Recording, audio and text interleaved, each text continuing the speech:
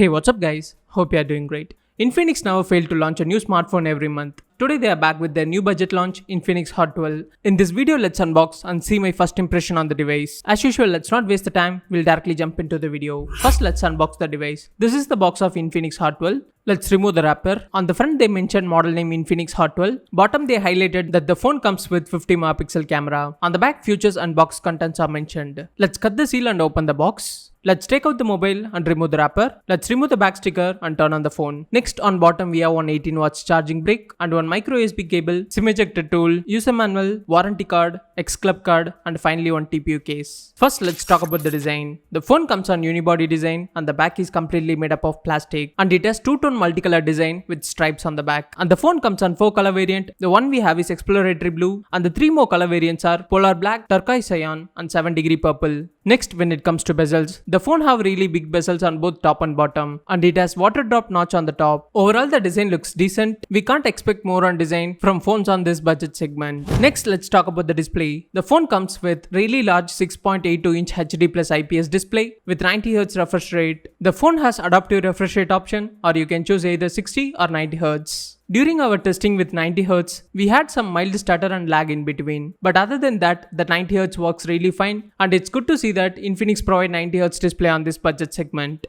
The phone has Panda glass protection and the peak brightness goes up to 460 nits. Both on the indoor and outdoor usage, the display is clear and visible, but on the direct sunlight, the visibility is really bad. Overall, to conclude it, phones on this budget segment usually comes with HD plus display only. So there is no major change from Infinix 2, but we felt instead of 90Hz, if they would give a full HD display, it would be really great. Next, let's talk about ports and button. On left, we have a SIM tray with a dual SIM slot plus one SD card support. You can expand storage up to 256 GB. On bottom, we have 3.5mm audio jack, mic, Type B port, and speaker grill. It's really bad that on 2022, phone still comes with USB B port. When we talk about the speaker, the phone have single speaker on the bottom. The audio is loud and clear. On the right, we have volume rocker key and power button. Next, when it comes to security, the phone have fingerprint sensor on the back. Also, we have face unlock option. Next, let's talk about the software. The phone comes with XOS 10 on top of Android 11. The last security patch update received was on June, and there is no information from the brand regarding future software and security updates. The phone comes with quite some bloatware, but other than that, the OS offer lots of special features. Next, when it comes to camera, on front we have 8 megapixel selfie camera with a dual LED flash on the front.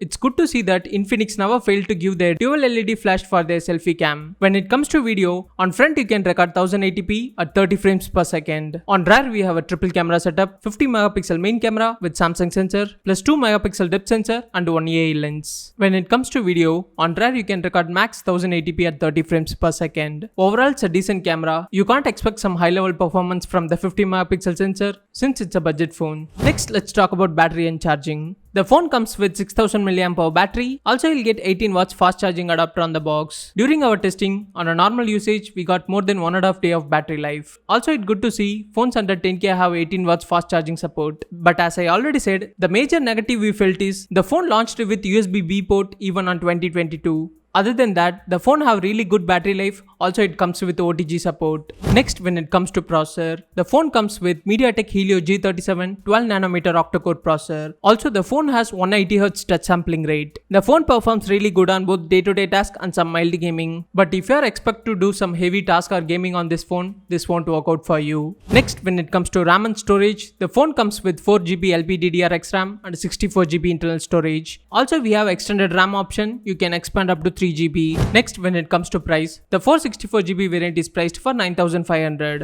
Overall, if you are looking for budget phone under 10,000 that offers decent display, good battery, good processor and decent camera, then you can go ahead with Infinix Note 12. Also, if you are looking for other choices, soon we are going to upload best smartphone under 10,000. Keep look forward to that. That's it for today. Hope you'll find today's video useful for you. See you on the next video. Until then, this is Karthik signing off. Please do like, share and subscribe to our channel.